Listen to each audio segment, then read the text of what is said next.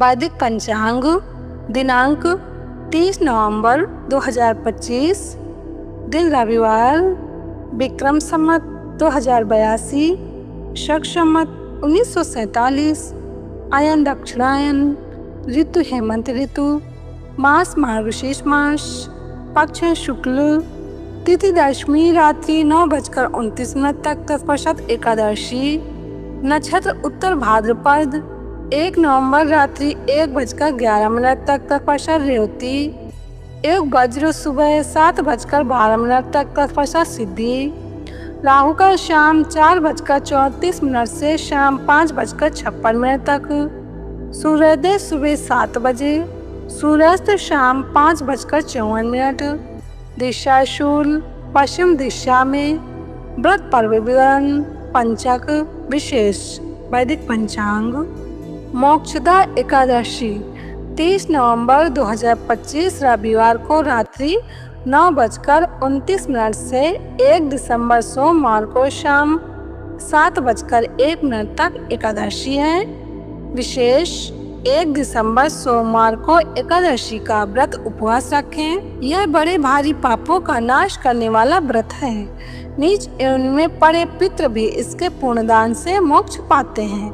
वैदिक पंचांग व्यतिपात एवं 1 दिसंबर 2025 सोमवार को प्रातः 4:22 से रात्रि 12:59 तक व्यतिपात योग है। व्यतिपात योग की ऐसी महिमा है कि उस समय जप पाठ प्राणायाम माला से जप या मानसिक जप करने से भगवान की और विशेषकर भगवान सूर्य नारायण की प्रसन्नता प्राप्त होती है।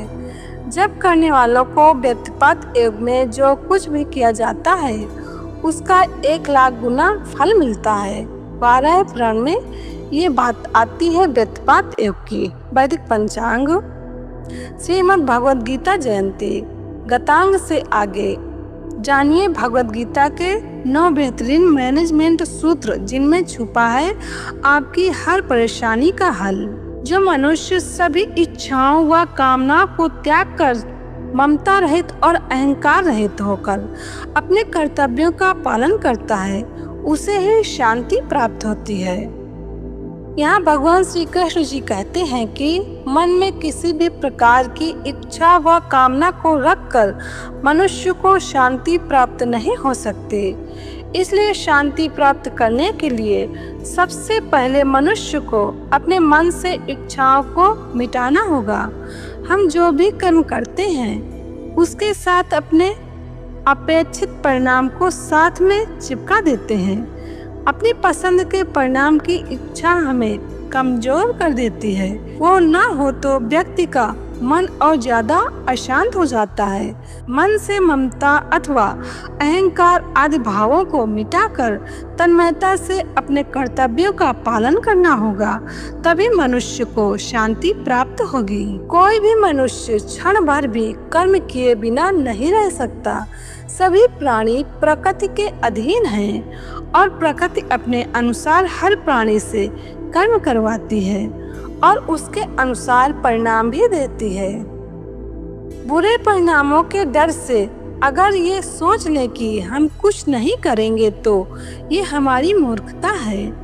खाली बैठे रहना भी एक तरह का कर्म ही है जिसका परिणाम हमारी आर्थिक हानि, अपयश और समय की हानि के रूप में मिलता है।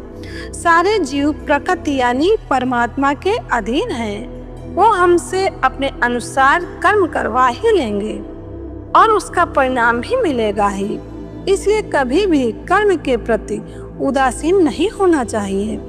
अपनी क्षमता और विवेक के आधार पर हमें निरंतर कर्म करते रहना चाहिए।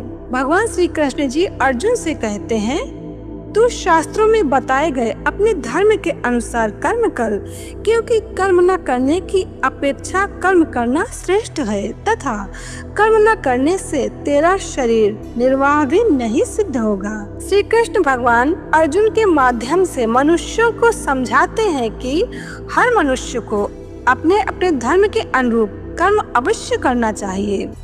जैसे विद्यार्थी का धर्म है विद्या प्राप्त करना, सैनिक का कर्म है देश की रक्षा करना, जो लोग कर्म नहीं करते उनसे श्रेष्ठ वे लोग होते हैं जो अपने धर्म के अनुसार कर्म करते हैं, क्योंकि बिना कर्म किए तो शरीर का पालन पोषण करना भी संभव नहीं है। जिस व्यक्ति का जो कर्तव्य तय है उसे वह पूरा करना ही चाहिए। श्रेष्ठ पुरुष जैसा आचरण करते हैं, सामान्य पुरुष भी वैसा ही आचरण करने लगते हैं। श्रेष्ठ पुरुष जिस कर्म को करता है उसी को आदर्श मानकर लोग उसका अनुसरण करते हैं। यहाँ भगवान श्री कृष्ण जी ने बताया है कि श्रेष्ठ पुरुष को सदैव अपने पद व गरिमा के अनुसार ही व्यवहार करना चाहिए, क्योंकि वह जिस प्रकार का व्यवहार करेगा सामान्य मनुष्य भी उसी की नकल करेंगे। जो कार्य श्रेष्ठ पुरुष करेगा सामान्य जन उसी को अपना आदर्श मानेंगे।